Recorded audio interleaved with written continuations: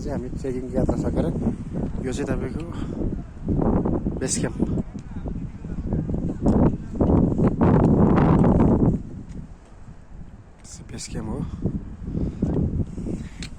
त्यसले चाहिँ म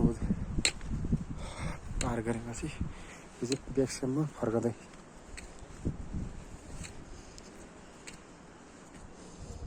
पहाड छ माथि बेस क्याम्पमै हिँड्दो रहेछ।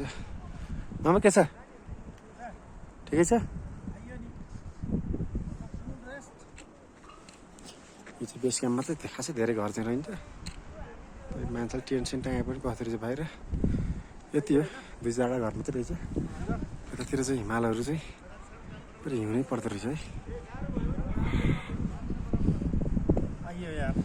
बेस क्याम्प यहाँलाई देखाउँछु।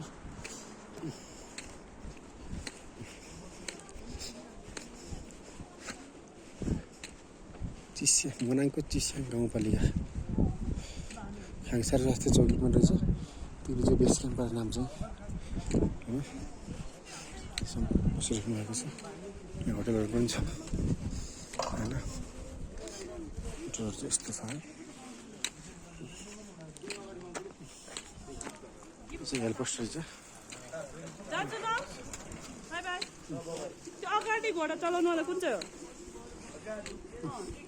यो चाहिँ बाटो, यो चाहिँ होटलहरू रहेछ, 4-5वटा होटलहरू।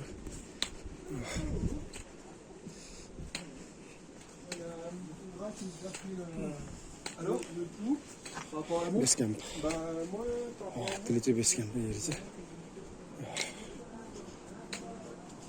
होटलहरू छन्। प्रायः चाहिँ टेन्ट टाँगेर बस्ने चलन रहेछ है।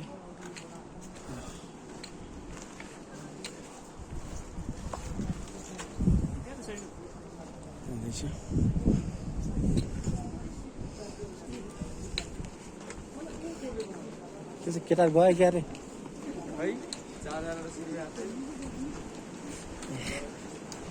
के छ होटलहरू खाङसार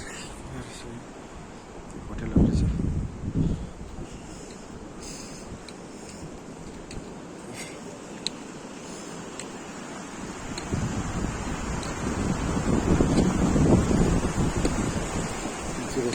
पानी परेको माथि हिमालबाट आएको पानी रहेछ।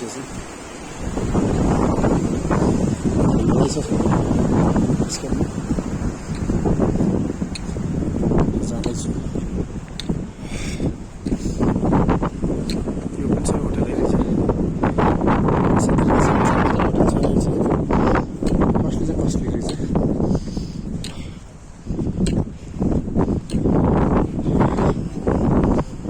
सादा खानाको 750 रुपियाँ।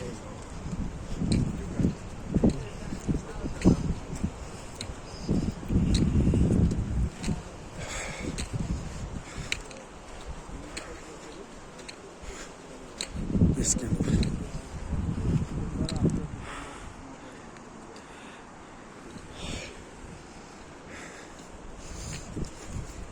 तिलीचुरबाट जो सकुशल यात्रा गरियो। फर्कने क्रममा चाहिँ सानो एउटा बेस क्याम्पको एउटा सानो एउटा हिस्ट्री बनाउनु पर्छ।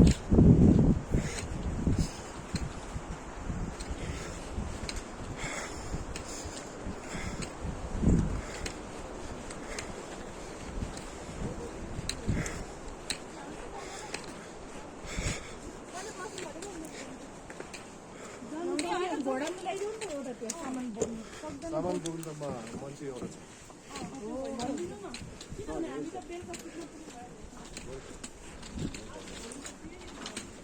बाटो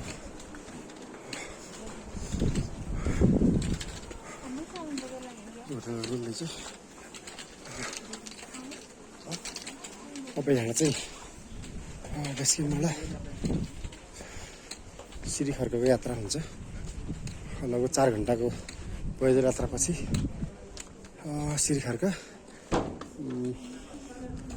खर्कबाट 2 घन्टाको यात्रा चाहिँ खाङसार। आज सबै बाइकहरू खाङसारमै छ।